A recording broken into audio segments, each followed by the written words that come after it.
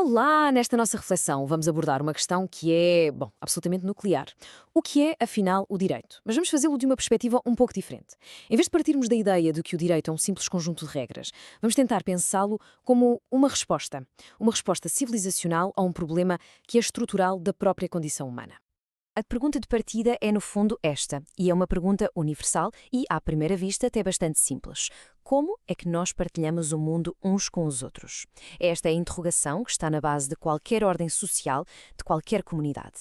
Porque a nossa existência, por definição, é sempre uma coexistência. Nós vivemos juntos, no mesmo espaço, e isso, claro, exige uma qualquer forma de organização.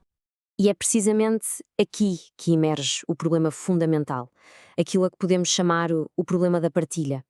E atenção, isto não é uma questão meramente teórica, é mesmo a condição mais básica da vida humana em sociedade. É inevitável quando várias pessoas com os seus projetos de vida, as suas necessidades, partilham o mesmo mundo, um mundo com recursos que são finitos, é natural que os seus interesses acabem por colidir. O problema, reparem, não reside numa suposta maldade humana, mas na própria estrutura da nossa convivência. A liberdade de ação de uma pessoa pode, e vai, interferir com a liberdade de outra. Portanto, a questão nunca é se haverá conflitos, mas sim como é que os vamos gerir. A resposta que a humanidade encontrou para este problema da partilha passa pela criação de estruturas externas que nos orientem.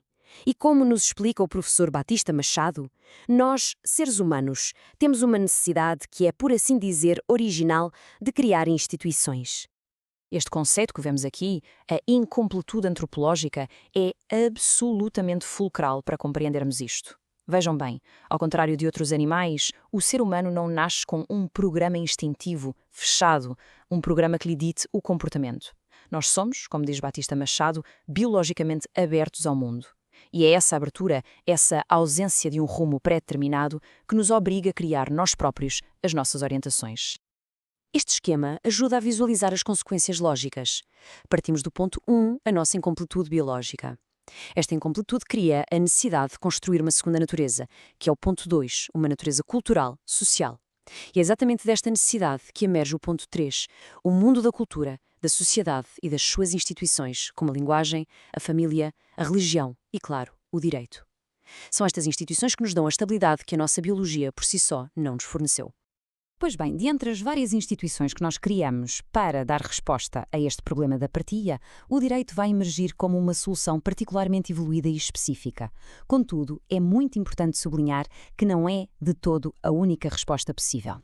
E o ponto crucial é este. Temos de ser capazes de distinguir uma ordem jurídica de uma mera ordem de força. Uma ordem baseada na força é puramente factual. Quem tem mais poder, pura e simplesmente, impõe a sua vontade. O seu fundamento é o arbítrio e o resultado é a submissão.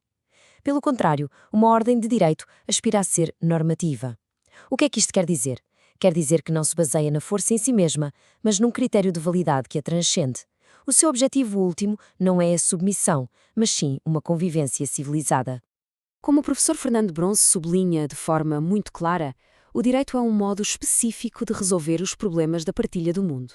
Não é apenas um amontoado de regras, mas uma forma muito particular de pensar e de agir sobre os conflitos sociais. Uma forma com uma lógica e um propósito que lhe são próprios e que o distinguem radicalmente de outras ordens, como a moral ou, claro, a força bruta. Certo. Mas se o direito não é apenas força, então o que é que lhe dá sentido? O que é que o define na sua essência e, em última análise, o justifica? É aqui, nesta questão, que chegamos ao coração da perspectiva que estamos a explorar hoje. Esta é, pois, a pergunta decisiva. Se nós rejeitamos a ideia de que o direito é simplesmente a vontade do mais forte, então temos de encontrar o fundamento da sua validade noutro lugar. Qual é, então, o horizonte de sentido que anima uma ordem que se queira verdadeiramente jurídica? A resposta é esta: justiça. O direito distingue-se de todas as outras ordens sociais porque se orienta intencionalmente por um critério de justiça. É esta busca, esta referência constante à justiça que constitui a sua identidade mais profunda. E esta citação do professor Castanheira Neves é, sobre isto, absolutamente lapidar. O sentido do direito é a justiça. Ele vai mais longe. Uma ordem que não se orientasse por uma intenção de justiça, que deliberadamente virasse as costas a essa intenção. Bom, poderia ser muitas coisas. Uma ordem de terror, de dominação, mas não seria, nunca, uma ordem de direito.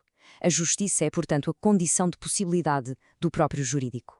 Ora, compreender isto, esta centralidade da justiça, permite-nos superar uma visão que é muito comum, mas que é, na verdade, bastante redutora do direito. Permite-nos ir para além do mero legalismo. Vamos comparar.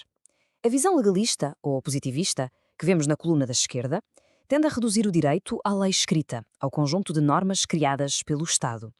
Nesta visão, o jurista, o juiz, seria um mero técnico que aplica quase mecanicamente essas regras. Em total contraste, a visão crítica e humanista que aqui exploramos entende o direito como uma prática, uma tarefa contínua de resolução de problemas concretos, mas sempre, sempre orientada por um ideal de justiça. Aqui, o jurista não é um mero aplicador, é um intérprete que realiza o direito, que o concretiza e que o torna vivo em cada caso. O foco, como vemos, desloca-se da mera legalidade formal para a busca da justiça material. E terminamos com uma reflexão, que é também uma provocação. Se aceitarmos que o direito é muito mais do que a lei e que o seu sentido último é a justiça, isso coloca sobre nós, juristas, uma enorme responsabilidade. Deixa-nos com esta pergunta fundamental. Como é que podemos garantir, na prática do dia-a-dia, que as nossas leis e as nossas decisões cumprem efetivamente este propósito de justiça? A resposta a esta questão não está de forma definitiva nos livros. Está na tarefa contínua e exigente que define a própria vocação do jurista.